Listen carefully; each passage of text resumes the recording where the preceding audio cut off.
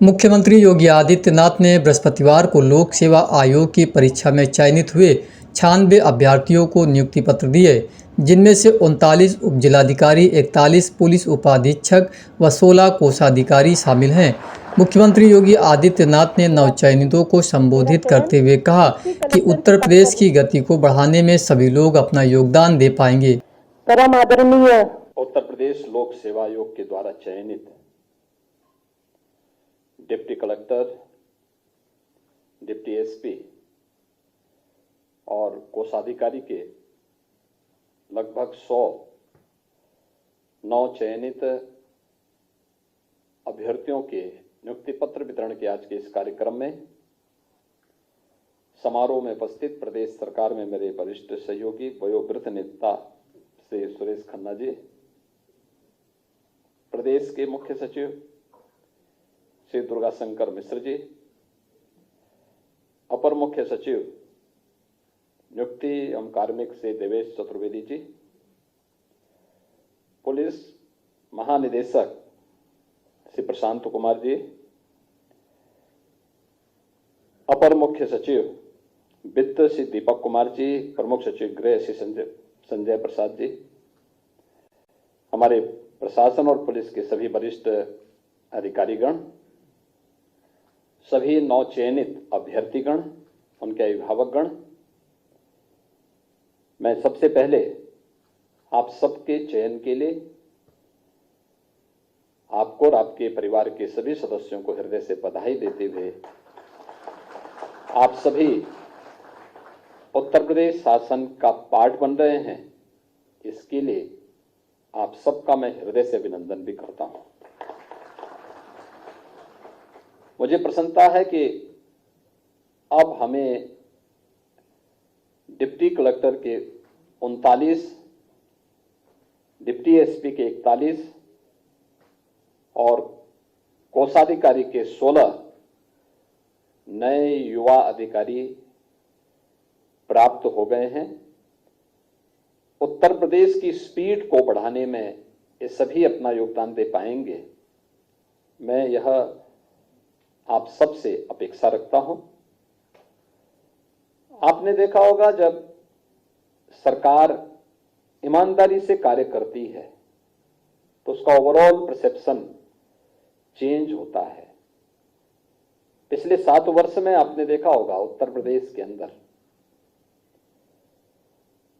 उत्तर प्रदेश था 17 के पहले भी था, लोग वही थे। यहां पे भी जो लोग बैठे हुए हैं, इन लोगों को भी दशकों काम करते हुए हो गए, लेकिन उत्तर प्रदेश के बारे में लोगों के मन में एक संदेह हुआ करता था। एक बड़ी आबादी को संदेह के दायरे में इस मशीनरी ने खड़ा करके रखा हुआ था, लेकिन 7 वर्ष में लोग वही, प्रदेश वही, विभाग वही, केवल कार्य संस्कृति बदली। आज करोड़ों लोगों की पहचान का संकट नहीं, बल्कि वह कहीं जाता है तो सीना तान करके कहता कि मैं उत्तर प्रदेश का हूं, तो उत्तर प्रदेश वासियों को सम्मान प्राप्त होता है। ये जो भी हुआ है, ये इसलिए हुआ क्योंकि सरकार ने एक निर्णय लेने का मैकेनिज्म तैयार किया, अपनी कार्य पद्धति में शुचिता और पारदर्शिता को महत्व दिया, ईमानदारी को सर्वोच्च प्राथमिकता दी, तो उसके परिणाम भी उसी रूप में हम सबके सामने आते हुए दिखाई दिए। अगर पहले की तरह ही हम घुमाने की आदत डालते, याद रखना उस व्यक्ति को तात्कालिक संतुष्टि हो सकती है, लेकिन वह लाखों और करोड़ों लोगों की बद्दुआ से कभी बच नहीं सकता। और खासतौर पर अधिकारी संवर्ग में दोनों तीनों प्रकार की जो कैटेगरी यहां पर बैठी हुई है, उन सबसे मैं यही कहूंगा, आपके पास अपने सेवा के माध्यम से जनता जनार्दन की दुआ लेने का भी अवसर होता है और बद्दुआ लेने का भी पूरा अवसर होता है।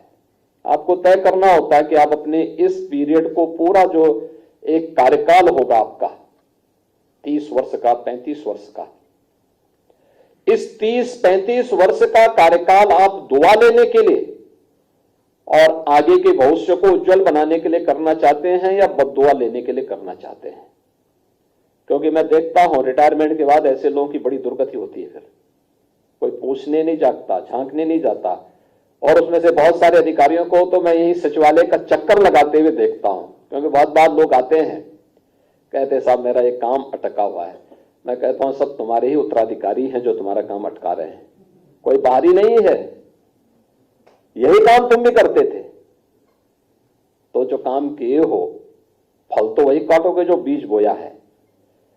और इसीलिए आपने देखा होगा पूरी प्रक्रिया में पहली बार किसी आयोग या बोर्ड के द्वारा चयन की प्रक्रिया को एक समय सीमा के अंदर पूरा किया गया।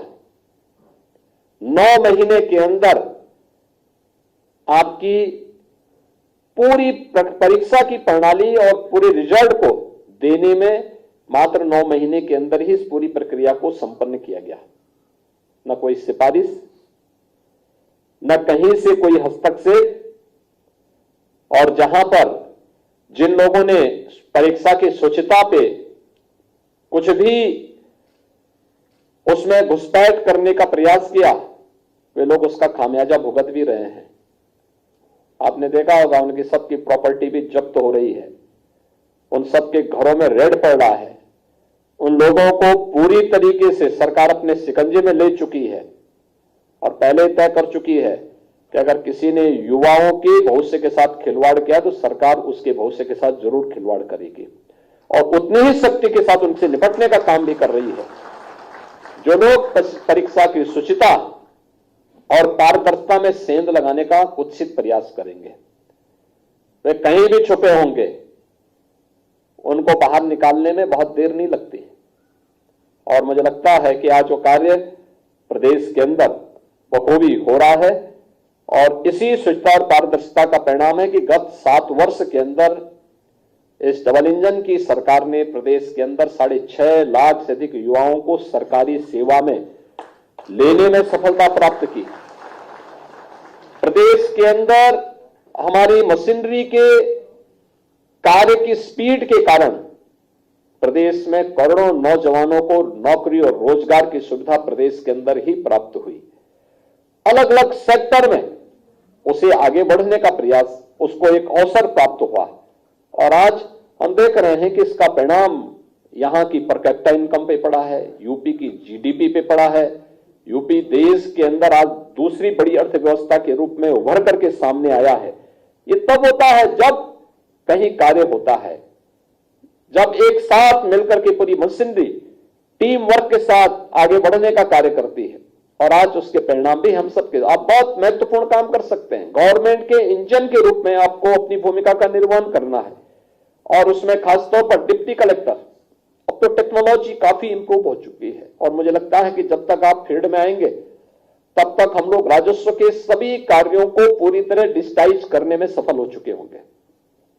लेकिन फिर भी मेरा यह मानना है कि आज भी विवाद का कारण राजस्व से संबंधित ज्यादा मामले पड़े हुए हैं। अगर इन मामलों को समयबद्ध तरीके से बैठने की आदत डिप्टी कलेक्टर अपनी तहसील में करके और पहले दिन तय करें कितनी पेंडेंसी है और फिर उसको लेकर के एक समय सीमा के अंदर अपने निस्तारण की प्रक्रिया को आगे बढ़ा लें। क्योंकि बहुत सारे मामले तो इसलिए होते हैं कि जिस दिन आप किसी मामले में निर्णय देने के लिए होते हैं उस दिन वहां पे हड़ताल होने लगती होगी। एक बार 2 बार नोटिस जारी करिए, नहीं तो फिर दोनों पार्टियों से बोले कि वे स्वयं ही यहां बहस करके बता दो अपनी बात को और निर्णय लेकर के आप त्वरित रूप से आगे बढ़ते हैं, कोई समस्या नहीं आती। फिर समाधान तक आप स्वयं पहुंच सकते हैं। एक गरीब को न्याय देना हमारा दायित्व होना चाहिए। उस गरीब के साथ हम खड़े होंगे जिसकी किसी मंच पर सुनवाई नहीं हुई है। कानून व्यवस्था को बनाए रखने में भी आप बड़ी भूमिका का निर्वहन करते हैं। लैंड रिकॉर्ड के साथ साथ राजस्व से संबंधित सभी प्रकार के इन कार्यों में आपकी एक बड़ी भूमिका होती है। डिप्टी एसपी का पद भी इसी प्रकार का है। ये कोई सेरेमोनियल पद नहीं है कि बैठा दिया और केवल जो है अपना एक पिकनिक बनाने के लिए एक थाने में जा रहा है, उस थाने में जा रहा है। वहां की एक एक गतिविधि को वॉच करना।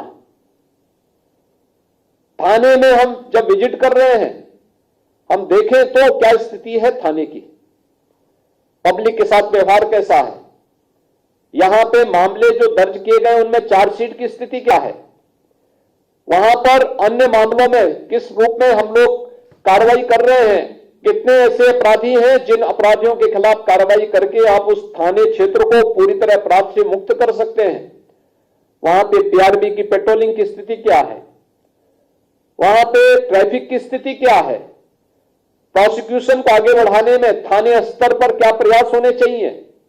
ये बहुत सारे मामले हैं जिनकी आप समीक्षा कर सकते हैं। थाने के अंदर रिकॉर्ड के रखरखाव के लिए क्या कार्रवाई हो रही है।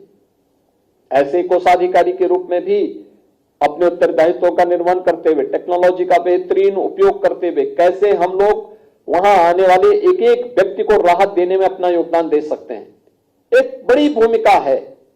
और उस भूमिका के साथ अगर आप कार्य करते हैं तो करोड़ों लोगों की दुआ आपके साथ चलती है। आपकी सर्विस तो मेरिट के आधार पर आगे बढ़ती ही है, लेकिन साथ साथ करोड़ों लोगों की दुआ भी आपके साथ चलती है, जो आपको आगे बढ़ने के लिए एक उज्जवल भविष्य को आपको आगे बढ़ाने में योगदान देती है।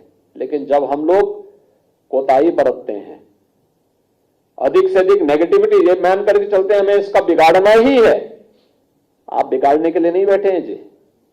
कोई किसी पद पर इसलिए नहीं बैठा है कि वो किसी का बिगाड़ेगा, अगर बिगाड़ता है तो बद्दुआ का पात्र बनता है। आप इसलिए बैठे हैं आप समस्या को समाधान तक पहुंचा सके। आप समाधान के लिए आपकी नियुक्ति की गई है, समस्या देने के लिए नहीं बनाई गई है।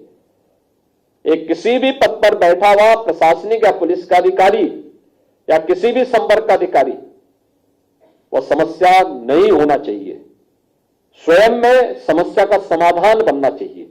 और समस्या का समाधान बनने की दिशा में हम सार्थक प्रयास करेंगे तो हम उन दुआओं के पात्र बनेंगे जिसके लिए व्यक्ति सर्विस में आता है, आगे बढ़ता है। और मुझे पूरा विश्वास है आप सभी लोग पूरी ईमानदारी के साथ उत्तर प्रदेश सरकार की इस स्पीड को आगे बढ़ाने में अपना योगदान दे पाएंगे। उत्तर प्रदेश की जनता जनार्दन के लिए आप उनके हितों का संवर्धन वाला बन पाएंगे। एक संवेदनशील प्रशासन के रूप में, त्वरित निर्णय लेने वाले प्रशासन के रूप में आपकी छवि बन पाएगी। इस विश्वास के साथ मैं एक बार फिर से उत्तर प्रदेश लोक सेवा आयोग को इस नियुक्ति के लिए, समयबद्ध नियुक्ति की प्रक्रिया को आगे बढ़ाने के लिए धन्यवाद देता हूं। आपको और आपके परिवार के सदस्यों को हृदय से बधाई देता हूं और आप सभी को उत्तर प्रदेश प्रशासन का हिस्सा बनने के लिए हृदय से अभिनंदन करते हुए अपनी वाणी को विराम देता हूं।